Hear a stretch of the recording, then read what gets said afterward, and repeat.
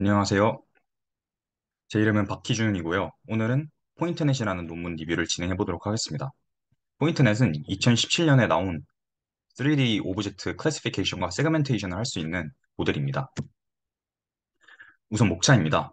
먼저 제가 앞으로 리뷰를 할 3D 오브젝트 디텍션 논문에 대한 목록을 설명하고 그리고 포인트 그다음 이제 포인트넷에 넘어가는데 포인트넷을 설명하기 전에 포인트 클라우드에 대해서 설명을 드리고 그다음 포인트 넷이 뭔지 설명드리고 포인트 넷의 구조, 세부 구조, 실험 결과, 결론 및 느낀 점 순으로 발표를 진행하도록 하겠습니다. 우선 3D 오브젝트 디텍션 논문은 데이터셋에 따른 분류가 있는데요. 라이더 센서와 2D RGB 이미지를 사용하는 데이터셋이 있고 라이다 라이다로 가져온 3D 포인트만 갖고 있는 데이터셋이 있습니다. 저는 라이다 데이터셋만 사용한 논문을 리뷰하도록 하겠습니다. 리뷰할 논문 목록입니다. 총 5편의 논문을 선정했는데 포인트넷, 포인트넷 플러스 플러스, 복셀넷, 세컨드, 포인트 필라스 이렇게 5개를 진행하도록 하겠습니다. 그래서 오늘 그 리뷰를 진행할 논문은 바로 포인트넷입니다. 포인트넷을 설명하기 전에 포인트 클라우드라는 거에 대해서 알아야 됩니다. 우선 3D 객체를 표현하는 다양한 방법이 존재하는데 가장 대표적인 게 바로 이 세 가지입니다. 포인트 클라우드 같은 경우는 맨 왼쪽의 그림인데 이렇게 점들로 이루어져 있습니다.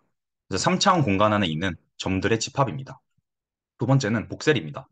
볼유메트릭 픽셀의 합성어로 복셀 그리드에 표현한 3D 모델입니다. 쉽게 이거를 생각하기 위해서 어떤 2D 이미지가 있는데 그 2D 이미지에 하나의 차원을 더 추가해서 3D 공간에서 어떤 그 객체를 3D화 한 거입니다. 세 번째는 메쉬입니다.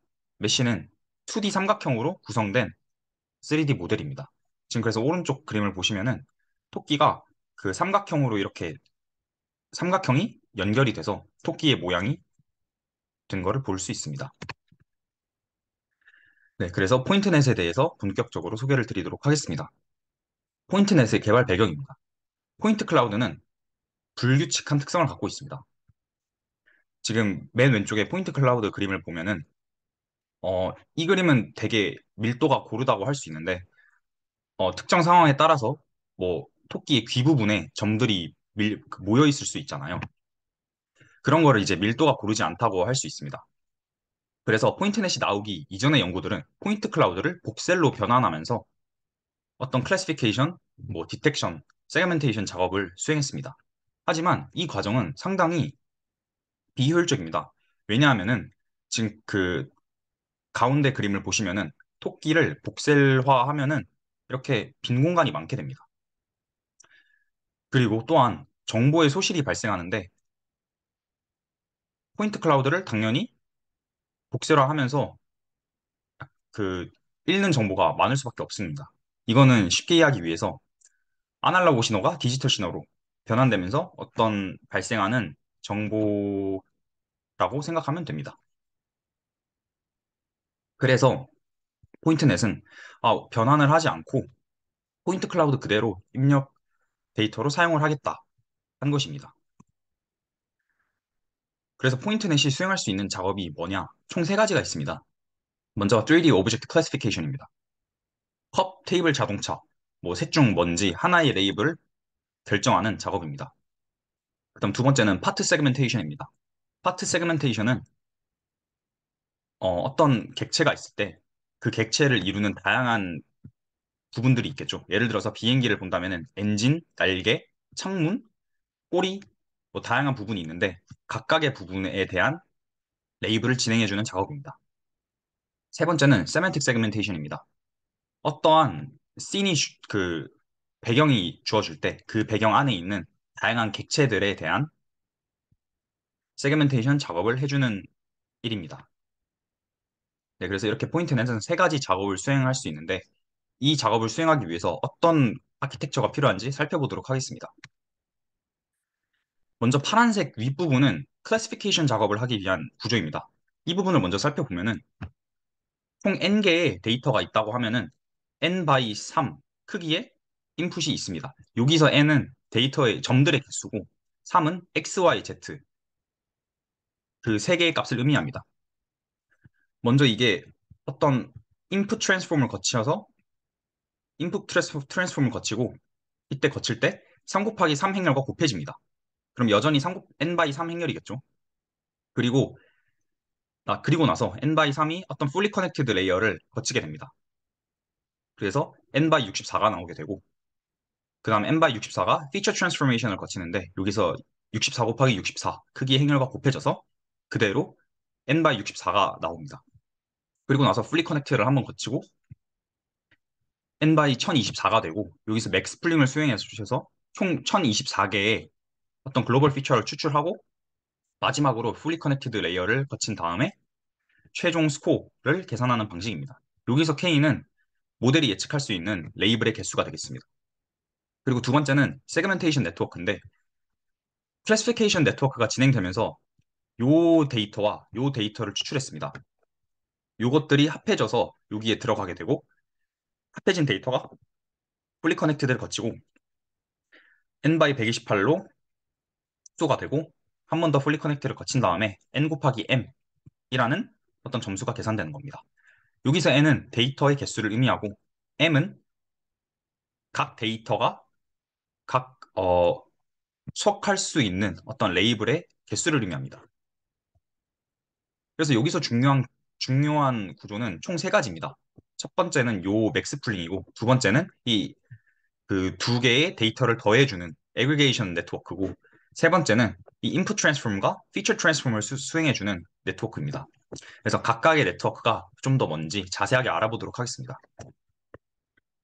먼저 첫 번째 아까 그 맥스 풀링 그 레이어입니다.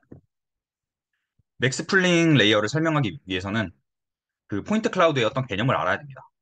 포인트 클라우드는 시메트리 펑션, 포인트 클라우드를 계산하기 위해서는 어떤 시메트리 펑션이 필요합니다. 그래서 symmetry function for unordered input이라고 하는데 unordered input은 포인트 클라우드의 특성입니다. 그래서 이거를 한국말로 번역을 하면은 순서가 없는 입력을 위한 대칭 함수라는 건데 네, 포인트 클라우드는 순서가 없습니다. 지금 아래 그림을 보시면은 총 4개의 데이터가 있을 때 순서가 다른데 이렇게 얘가 포인트넷에 들어가든 얘가 포인트넷에 들어가든 이렇게 입력 순서와 상관없이 포인트넷은 항상 동일한 결과를 출력해야 됩니다. 그러기 위해서 포인트넷이 사용하는 게 바로 대칭 함수입니다. 대칭 함수란 이런 식으로 어, 입력값의 순서가 다르더라도 결과값이 같은 함수를 의미합니다. 그래서 총 n개의 인풋 점들이 있을 때 그때 어떤 결과값이 있겠죠. 그 결과값을 그 포인트넷에서는 히든 레이어 H와 맥스 풀링 레이어 G를 사용해서 어프록시메이션을 즉 근사를 시키겠다는 겁니다. 이게 어떻게 가능하냐? 총 그 오른쪽 그림을 봐주시면 되는데 총 4개의 데이터가 있다고 가정을 하겠습니다. 이때 풀리 커넥티드 레이어를 거치면은 이런 식으로 총 4개의 데이터가 생성이 되겠죠. 여기서 맥스 풀링을 거치게 되면은 하나의 데이터가 나오게 됩니다. 이때 4개의 데이터가 순서가 바뀌더라도 항상 나오는 결과값은 동일할 것입니다. 즉 이런 식으로 G와 H를 사용해서 즉 맥스 풀링과 히든 레이어를 사용해서 이 F를 근사하겠다는 게 바로 이 그 unordered 인풋에 대한 어떤 항상 같은 결과를 나오게끔 만드는 아이디어입니다. 네, 그래서 이거를 하게 됨으로써 어떤 많은 데이터 중에서 n개의 데이터 중에서 중요한 1024개만 이렇게 추출을 하게 되는 것입니다.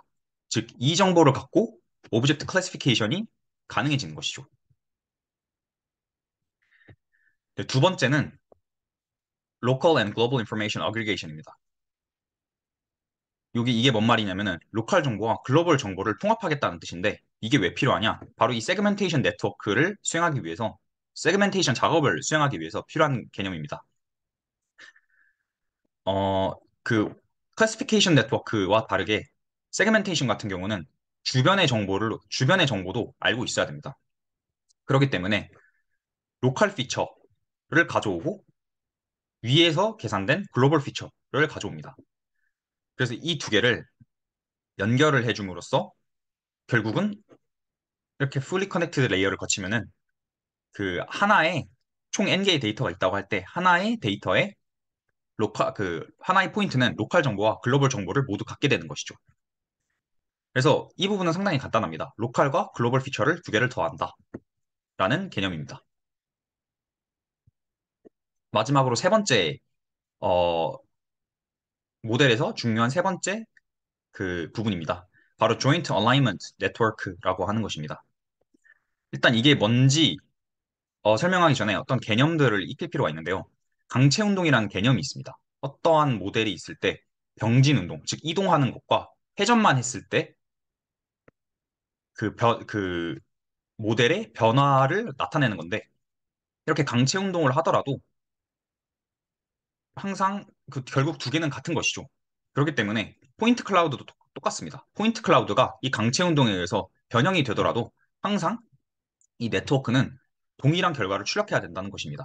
뭐 예를 들어서 고양이가 제 손바닥이 이렇게 찍혔는데 이렇게 찍히던 뭐 이렇게 찍히던 항상 저거는 박희준의 손바닥이라는 클래시피케이션 또는 뭐 세그멘테이션을 수행해야 된다는 것이죠. 그러기 위해서 어떤 얼라이먼트를 진행한다는 것입니다. 그래서 총 두 가지의 얼라이먼트가 있는데요. 첫 번째는 input transformation입니다. input transformation은 총 n개의 데이터에 대해서 3 x 3 행렬이 곱해지는데 이 행렬의 역할이 뭐냐면은 입력 데이터를 표준화해주는 작업입니다. 그래서 지금 보시는 것 같이 강체 운동을 하게 되더라도 이 3 x 3 행렬이 곱해짐으로써 모두 다 완벽하게 같아질 수는 없지만 비슷한 형식으로 데이터를 표준화하겠다는 겁니다. 그리고 그 입력 데이터에 대한 표준화가 수행이 되면은 n by 3이 나오게 되는데 이게 fully connected를 거치고 나서 n by 64가 되죠. 그러면 이제 그 각각의 점들에 대해서 지금 원래 3차원이었던 점들이 64차원으로 늘어난 것입니다. 즉 피처를 추출하는 것인데 여기서 해주는 거는 이 피처에 대해서도 한 번 더 표준화 작업을 수행해 주겠다는 겁니다. 그래서 n by 64에 64 by 64 행렬을 곱해줘서 이런 식으로 피처 표준화 작업을 수행해 주는 겁니다. 네, 그래서 이렇게 그 총 세 가지의 모델에 대해서 총 포인트넷의 중요한 세 가지 부분에 대해서 살펴보았습니다. 네, 이제 실험 결과입니다. 우선 3D 오브젝트 디텍션을 수행했을 때의 실험 결과인데요. 어, 포인트넷이 가장 그 오버롤 애큐러시에서는 89.2로 어, 가장 높은 점수를 받았는데요. 지금 요 밑에 요거는 포인트 클라우드를 입력을 받는 모델을 의미하고 얘네들은 복셀 데이터를 입력받는 모델 그리고 얘네들은 이미지를 입력받는 모델입니다. 그 이미지를 입력받는 모델이 뭐냐면은 어떤 3D 모델이 있더라도 그 보는 위치에 따라서 그게 결국은 2D 이미지로 변환할 수 있겠죠. 그런 식으로 2D 이미지로 변환을 한 다음에 어떤 죄송해요. 여기 오브젝트 디텍션이 아니라 클래시피케이션인데 오브젝트 클래시피케이션 작업을 수행한다는 겁니다. 네, 그래서 결국은 3D 모델을 입력받는 그 모델 중에서는 이렇게 포인트넷이 가장 높은 점수를 보여줍니다. 두 번째는 3D 오브젝트 파트 세그멘테이션 작업입니다. 지금 보이시는 것 같이 뭐 각각의 파트에 대한 이런 IOU 점수가 계산이 되고 그것들의 평균을 낸 게 바로 요 민 점수인데 포인트넷이 83.7로 가장 높은 것을 확인할 수 있습니다. 세 번째는 세맨틱 세그멘테이션 작업입니다. 사실 논문을 계속 읽어봤는데도 이 베이스라인이 뭔지 자세하게 알 수 없었는데요. 어쨌든 두 개 중에서 이렇게 포인트넷이 훨씬 더 우월한 성능을 갖고 있습니다. 그리고 에블레이션 익스페리먼트입니다. 아까 그 조인트 얼라이먼트 네트워크에 대해서 설명하면서 이 Tnet, 인풋 트랜스포메이션 그리고 피처 트랜스포메이션에 대해서 설명을 드렸는데 이거에 대한 어블레이션 익스페리먼트입니다. 그래서 이 두 개를 사용하지 않았을 때 87.1%의 애큐러시를 보이는데 없어도 상당히 좋은 결과를 보입니다. 하지만 인풋 3 by 3을만 수행했을 때는 87.9, 조금 성능이 오르고 그리고 feature 64 곱하기 64에다가 그 학습을 할 때 그 소프트맥스 러스의 regularization 텀을 추가해 줍니다. 그런 식으로 학습을 하게 되면은 87.4%의 성능이 나오고, 그리고 이 두 개를 합쳤을 때 좀 더 높은 89.2%의 accuracy를 보여줍니다.